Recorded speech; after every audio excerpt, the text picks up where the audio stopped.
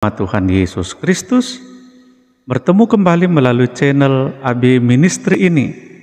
Pada kesempatan kali ini, kita bersekutu dengan firman Tuhan yang menjadi khotbah di Minggu 22 setelah Trinitatis pada tanggal 13 November 2022. Firman Tuhan yang menjadi khotbah kepada kita tertulis dalam Maleakhi 4 ayat 1 sampai ayat yang ke-6.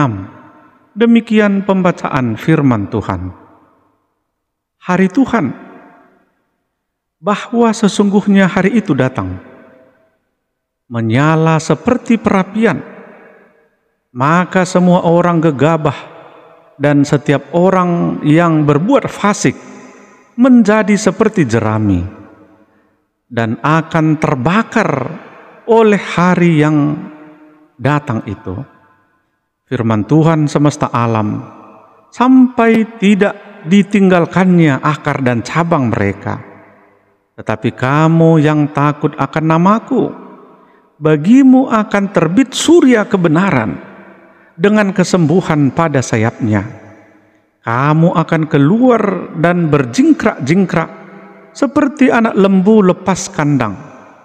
Kamu akan menginjak-injak orang-orang fasik, sebab mereka akan menjadi abu di bawah telapak kakimu. Pada hari yang kusiapkan itu, firman Tuhan semesta alam. Ingatlah kepada Taurat yang telah kuperintahkan kepada Musa hambaku di Gunung Horeb, untuk disampaikan kepada seluruh Israel, yakni ketetapan-ketetapan dan hukum-hukum. Sesungguhnya aku akan mengutus Nabi Elia kepadamu menjelang datangnya hari Tuhan yang besar dan dahsyat itu. Maka ia akan membuat hati bapa-bapa berbalik kepada anak-anaknya, dan hati anak-anak kepada bapa-bapanya, supaya jangan aku datang memukul bumi sehingga musnah. Demikian pembacaan firman Tuhan. Saudara-saudara terkasih dalam Tuhan kita Yesus Kristus, berbicara tentang hari Tuhan merupakan hal yang mengerikan dalam kehidupan manusia. Kenapa? Karena hal tersebut tidak bisa dipisahkan dari kesiapan setiap orang untuk menghadapi datangnya Tuhan Yesus kedua kali sebagai hakim atas dunia dan segala isinya. Kalau seandainya boleh memilih, manusia tak menginginkan hal tersebut.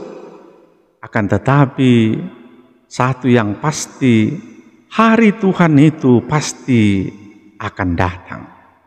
Bapak, Ibu, Saudara-saudara, kitab Maleakhi ini berbicara tentang nubuatan Allah akan datangnya hari Tuhan.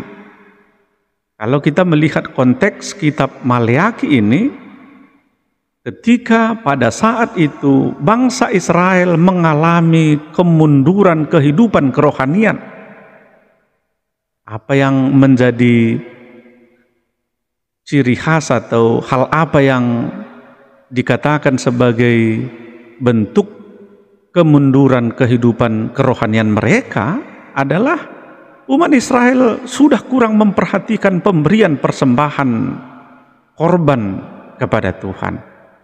Bahkan para imam mempersembahkan roti yang cemar. Itu yang dicatat dalam Maleakhi 1 ayat 7. Bahkan saudara-saudara, umat sudah lalai memberikan persepuluhan. Di Maleakhi 3 ayat 8 sampai 10. Mereka juga hidup dalam perkawinan campur dengan bangsa-bangsa yang tidak mengenal Allah. Jadi hal tersebut merupakan tanda bagaimana mereka sudah mengalami kemunduran kehidupan rohani di tengah-tengah perjalanan kehidupan mereka ketika itu. Saudara-saudara, nubuatan Maleakhi adalah teguran atas dosa-dosa umat Israel dan menyampaikan hukum yang akan datang bagi orang-orang fasik Akan tetapi firman Tuhan ini juga sebuah janji pengharapan bagi orang-orang yang takut akan Tuhan, bagi orang-orang yang bertobat, yang meninggalkan dosa-dosanya di tengah-tengah kehidupannya. Hari Tuhan pasti akan terjadi, saudara-saudara. Walaupun belum dijelaskan kapan waktu itu akan tiba, akan tetapi seperti Tuhan Yesus katakan, Dia akan datang seperti pencuri pada malam hari. Dia tidak memberitahu jam berapa Dia datang, dari mana Dia datang, pada saat bagaimana kondisi kita Dia datang. Tapi catatan penting yang harus kita lakukan adalah tetap waspada, tetap berjaga-jaga, sehingga kita tidak kecolongan kedatangan pencuri ke rumah kita. Demikianlah gambaran setiap orang harus senantiasa waspada dalam menanti kedatangan hari Tuhan tersebut. Bapak, Ibu, saudara-saudara yang dikasihi oleh Tuhan Yesus Kristus, apakah yang terjadi ketika hari Tuhan itu datang?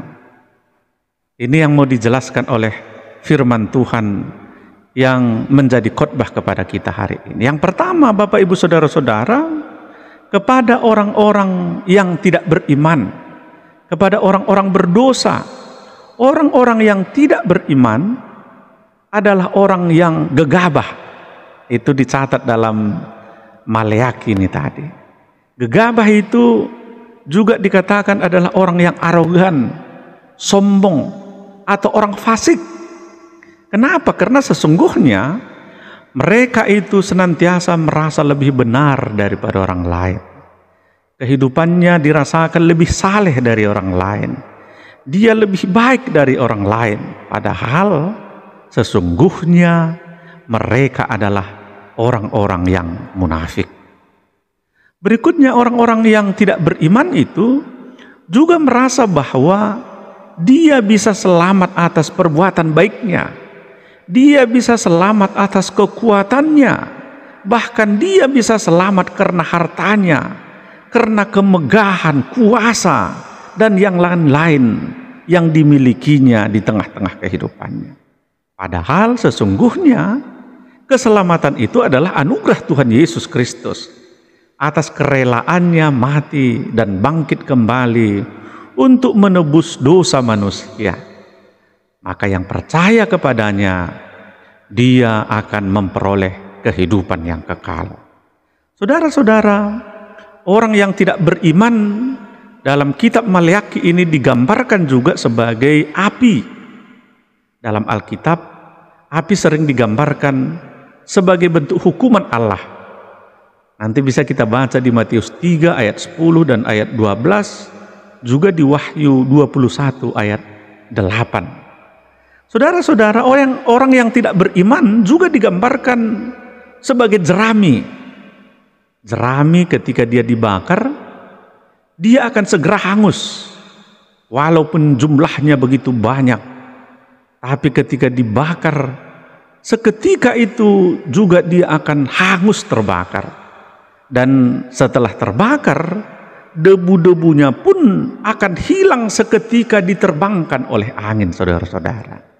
Gambaran itu mau memberitahu kepada kita semua, demikianlah sesungguhnya orang-orang fasik, demikianlah sesungguhnya orang-orang yang sombong, terlebih-lebih orang-orang yang sombong rohani di hadapan Tuhan.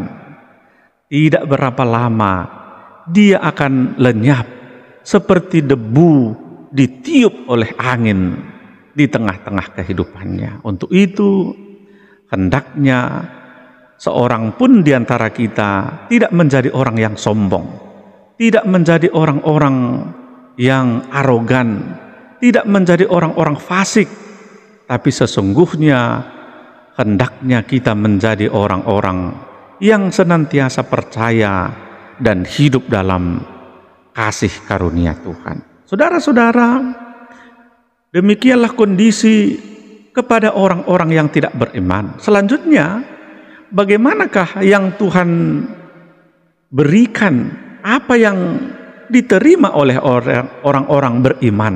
Saudara-saudara, dalam ayat 2 tadi dicatat bahwasanya orang yang takut akan namaku, artinya orang yang takut akan Tuhan, yaitu orang yang merasa hormat kepada Tuhan, orang yang takut berbuat dosa, dan kehidupan dan kegemarannya melakukan kehidupan yang seturut dengan firman Tuhan. Itulah sesungguhnya gambaran orang-orang yang beriman menurut Maleakhi ini. Saudara-saudara, apa yang terjadi kepada orang-orang yang beriman? Apa yang terjadi kepada orang-orang yang takut akan Tuhan? Akan terbit surya kebenaran. Surya kebenaran itu sesuai dengan Yohanes 8 ayat 12 adalah menuju kepada Tuhan Yesus Kristus. Tuhan Yesus berkata kepada orang banyak itu, katanya, "Akulah terang dunia. Barang siapa mengikut aku, ia tidak akan berjalan dalam kegelapan, melainkan ia akan mempunyai terang hidup." Orang beriman akan mempunyai terang hidup. Orang beriman akan hidup bersama dengan Tuhan Yesus di tengah-tengah kehidupannya. Sehingga lanjutan ayat 2 ini berkata, ada kesembuhan, kelepasan dari hukuman, malapetaka, yang kehidupan kita telah bersama dengan Tuhan Yesus. Saudara-saudara, berikutnya bagaimanakah upah orang yang takut akan Tuhan?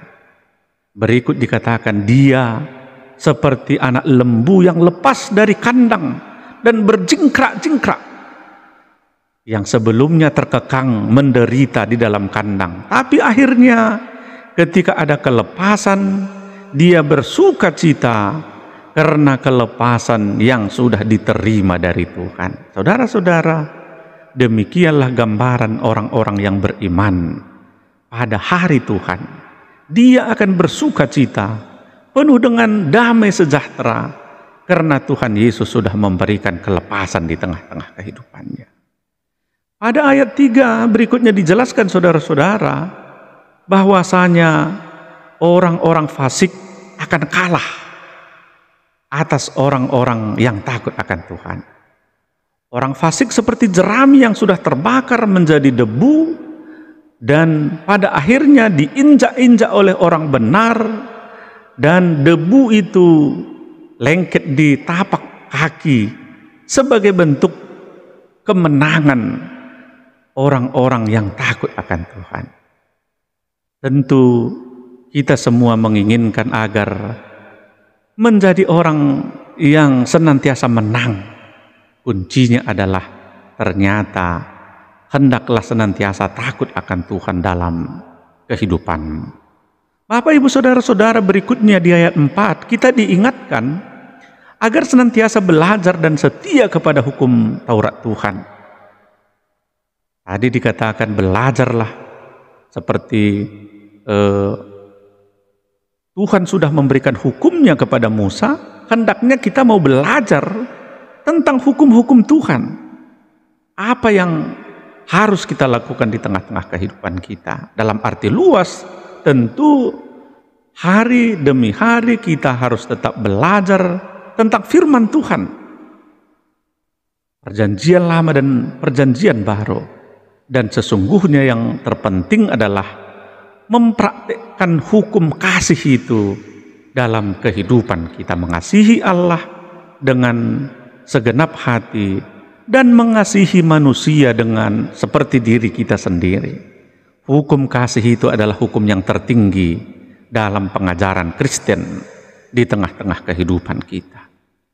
Pada ayat 5 dan ayat 6, Bapak, Ibu, saudara-saudara, Maleakhi berbicara tentang harapan agar bangsa Israel bertobat atas dosa-dosanya. Kalau dikatakan di sini, aku sudah mengutus Elia sebagai utusan Allah, sesungguhnya kalau kita baca di Matius 17 ayat 13 adalah berbicara tentang Yohanes Pembaptis yang menyerukan pertobatan setiap orang agar bisa benar-benar menerima kelepasan dari Tuhan Yesus Kristus dalam kehidupannya. Saudara-saudara, sambil menanti kedatangan Tuhan yang tanda-tandanya sesuai dengan epistel kita di minggu tanggal 13 ini di Lukas 21 ayat 7 sampai 19, yaitu tanda-tanda hari Tuhan itu akan ada penyesatan oleh nabi-nabi palsu, akan ada bencana di mana-mana, akan ada penyakit sampar, penyakit aneh yang sebelumnya tidak pernah kita bayangkan, akan ada perang antar bangsa. Tapi kita diharapkan tetap bertobat dan setia menanti kedatangan Tuhan, sehingga kapanpun hari itu akan tiba, kita sudah siap sebagai orang-orang yang takut akan Tuhan, sebagai pemenang bersama dengan Tuhan Yesus. Tentu dibutuhkan kesabaran, dibutuhkan kewaspadaan, dibutuhkan kesetiaan sebagai anak-anak Tuhan dalam menanti hari Tuhan itu terjadi di tengah-tengah dunia ini. Saudara-saudara, di akhir khotbah ini kami menyampaikan sebuah ilustrasi bagaimana mengajak kita untuk tetap setia dalam hal apapun, dalam beban, dalam persoalan, dalam hal apapun, kita tetap harus setia di dalam iman.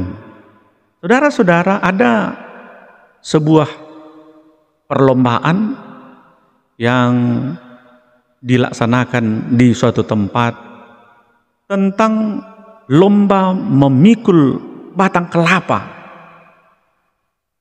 Panjangnya sudah ditentukan 5 meter, jauhnya di bawah 200 meter. Karena beratnya perlombaan itu, maka tidak banyak orang yang berminat untuk mengikuti perlombaan memikul batang kelapa tersebut. Hanya ada 3 orang peserta saja. Itu pun orang-orang pilihan yang mau dan tertarik mengikuti lomba memikul batang kelapa 5 meter ini. Saudara-saudara, ketentuan pun dibuat, ada peraturan yang harus dilaksanakan. Setelah ada penjelasan-penjelasan, maka perlombaan pun dimulai. 3 orang bersiap-siap untuk memikul batang kelapa yang 5 meter itu. Bapak ibu saudara-saudara, orang pertama begitu diangkat langsung dibawa lari dengan ambisinya yang berapi-api. Tapi akhirnya dia tidak kuat. Di tengah jalan di 100 meter pertama akhirnya dia terjatuh. Dia tidak punya tenaga lagi. Dia sudah mau menyerah sebenarnya, tapi akhirnya dia punya akal. Dipotongnya 0,5 meter batang kelapa yang 5 meter itu, dan dia pun memulai lagi perjalanannya untuk menghantar ke 200 meter yang sudah ditentukan. Orang kedua juga dengan sombongnya mengangkat dan memikul batang kelapa tersebut menuju tempat yang sudah ditentukan. Tapi saudara-saudara, di 120 meter dia tak mampu lagi, akhirnya jatuh juga. Dia pun mengikuti orang pertama. Kalau orang pertama memotong batang kelapanya 0,5 meter, dia memotong 1 meter dan melanjutkan perjalanan. Orang ketiga begitu start dimulai, dia memikul batang kelapa tersebut. Dia tidak lari, tapi dengan pelan-pelan, dengan sekuat tenaga, dia memikul batang kelapa yang 5 meter itu. Sesungguhnya dia merasa lelah dan tidak kuat. Akan tetapi ketika dia merasa capek, dia mengambil waktu istirahat. Dan setelah tenaganya pulih, dilanjutkannya perjalanannya memikul batang kelapa tersebut. Walaupun teman-temannya menggoda untuk memotong batang kelapa itu, tapi dia tidak mau. Dia taat dan setia terhadap aturan main yang sudah ditentukan oleh panitia. Saudara-saudara, ternyata 50 meter sebelum garis finish ada aliran air yang lebarnya 5 meter yang harus dilewati. Akan tetapi tidak ada jembatan penyeberangan. Mereka bertiga sudah sama-sama sampai di pinggir sungai tersebut. Ternyata di seberang ada panitia yang menanti. Mereka pun bersorak, "Dari mana kami lewat agar bisa tiba di seberang?"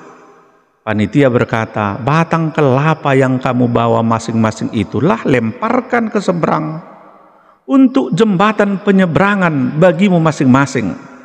Nanti ketika kamu sudah tiba di seberang, tariklah lagi batang kelapanya dan lanjutkan antar ke tempat yang sudah ditentukan 50 meter lagi dari pinggir sungai ini." Saudara-saudara, orang pertama yang sudah memotong batang kelapanya setengah meter, akhirnya ketika dilemparkan maka tidak sampai ke seberang, akhirnya hanyut di bawah sungai dan dia pun ikut terjatuh dibawa oleh kelapa tersebut bersama dengan sungai. Orang kedua juga bernasib sama, karena dia sesungguhnya sudah memotong 1 meter batang kelapa yang dipikulnya. Orang ketiga begitu dilemparkan sampai ke seberang dan dia bisa menyeberang, Bapak Ibu Saudara-saudara. Dan setelah dia menyeberang, maka ditariknya lagi batang kelapa tersebut dan dibawa lagi sampai 50 meter lagi dari pinggir sungai itu, dan dialah menjadi pemenangnya. Kenapa dia bisa menjadi pemenang? Karena dia dengan sabar, dengan setia mengikuti proses perlombaan yang dia ikuti. Ada banyak orang, saudara-saudara, melalui ilustrasi ini kita diajar bagaimana kita tetap harus setia menjalani hari-hari kehidupan kita. Walau banyak beban, walau kita merasa kadang tidak mampu, tapi sesungguhnya kuncinya adalah tidak mengurangi beban itu. Harus mengambil waktu istirahat, harus mengambil waktu jeda, sehingga ada lagi kekuatan baru yang akan timbul di tengah hidup kita, dan pada akhirnya kita menjadi pemenang. Demikianlah kita diajari, saudara-saudara, dalam menanti datangnya hari Tuhan. Sesungguhnya kita harus punya kesabaran dalam memikul beban menjalani hari-hari kehidupan kita, sehingga dalam memenangkan pertandingan seperti ilustrasi ini tadi, kita bisa dengan sukacita membawa beban sambil berjaga-jaga, sambil dengan sabar, sambil dengan setia, agar sampai ke garis finish. Tetaplah setia bersama dengan Tuhan. Tetaplah percaya dan bertobat dari segala dosa dan pelanggaran kita, sehingga pada saat Tuhan datang sebagai hakim ke dunia ini, kita menanti dengan setia, menanti dengan pertobatan, menanti dengan iman, sehingga kitalah menjadi pemenangnya. Amin. Mari kita berdoa. Terima kasih Tuhan buat firman-Mu yang boleh kami dengarkan pada hari ini. Biarlah memberkati kami semuanya, sehingga menjadi orang-orang yang setia menanti Engkau dalam pertobatan, dalam iman, dalam kesetiaan. Dalam nama Yesus Kristus kami berdoa dan mengucap syukur. Amin. Bapak, Ibu, Saudara-saudara, terima kasih atas atensi waktu kita untuk mendengarkan firman Tuhan ini. Biarlah kita semuanya diberkati dimanapun berada saat ini.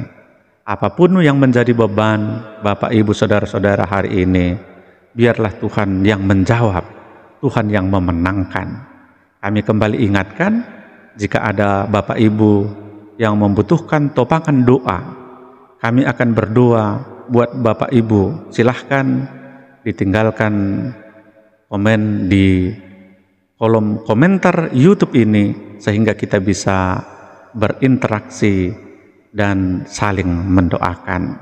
Dan bila ada Bapak Ibu yang belum subscribe channel ini, kami minta kesediaan untuk subscribe, sehingga memotivasi kami dalam melakukan pelayanan ini. Shalom, Tuhan Yesus memberkati kita semua.